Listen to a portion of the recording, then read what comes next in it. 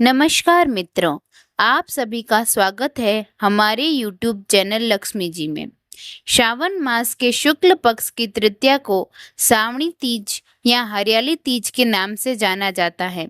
इस दिन स्त्रियां माता पार्वती जी और भगवान शिव जी की पूजा करती हैं। इस दिन जगह जगह झूले पड़ते हैं। इस त्योहार में स्त्रियां हरा लहरिया या चुनरी में गीत गाती हैं, मेहंदी लगाती है, श्रृंगार करती हैं, झूला झूलती हैं और नाचती हैं। हरियाली तीज के दिन अनेक स्थानों पर मेले लगते हैं और माता पार्वती की सवारी बड़े धूमधाम से निकाली जाती है।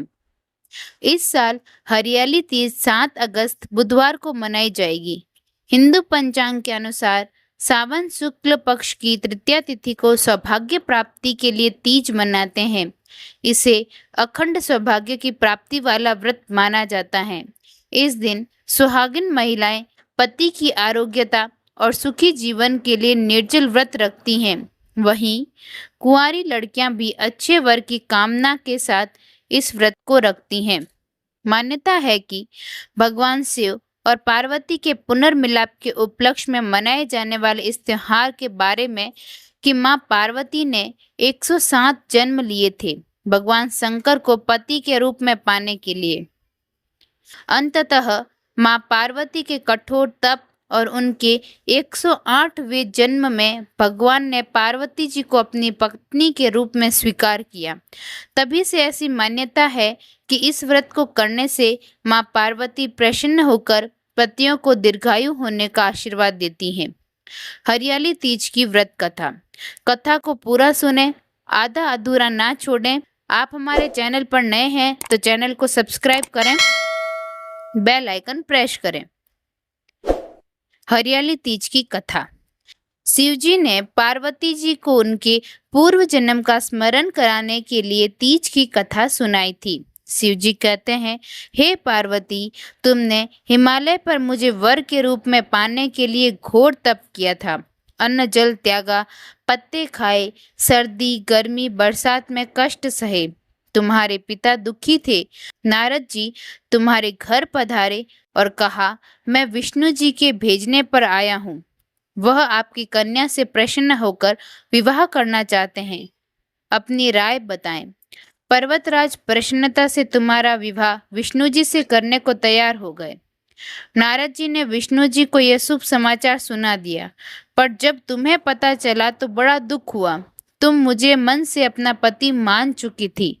तुमने अपने मन की बात सहेली को बताई। सहेली ने तुम्हें एक ऐसे घने वन में छिपा दिया जहां तुम्हारे पिता नहीं पहुंच सकते थे। वहां तुम तप करने लगी। तुम्हारे लुप्त होने से पिता चिंतित होकर सोचने लगे, यदि इस बीच विष्णु जी बारात लेकर आ गए तो क्या होगा।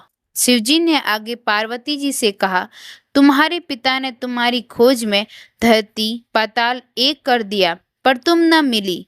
तुम गुफा में रेत से शिवलिंग बनाकर मेरी आराधना में लीन थी। प्रसन्न होकर मैंने मनोकामना पूरी करने का वचन दिया। तुम्हारे पिता खोजते हुए गुफा तक पहुँचे। तुमने बताया कि अधिकांश जीवन शिव जी को पति रूप में पाने के लिए तप में बिताया है। आज तप सफल रहा। शिव जी ने मेरा वरण कर लिया। मैं आपके साथ एक ही शर्त पर घर चलूंगी, यदि आप मेरा विवाह शिव जी से करने को राजी हो। पर्वतराज मान गए। बाद में विधि विधान के साथ हमारा विवाह किया। हे पार्वती, तुमने जो कठोर व्रत किया था उसी के फल स्वरूप हमारा विवाह हो सका। इस व्रत को निष्ठा से करने वाली स्त्री को मैं मनवांछित फल देता हूँ। उसे तुम जैसा अचल सुहाग का वरदान प्राप्त हो। इस कथा को सुनकर महिलाएं भगवान से यही प्रार्थना करती हैं कि जैसा अखंड सौभाग्य पार्वती माता को मिला, वैसा ही सौभाग्य हर सुहागिन को मिले। प्रत्येक स्त्री को अखंड सौभाग्य की प्राप्ति हो। धन्यवाद।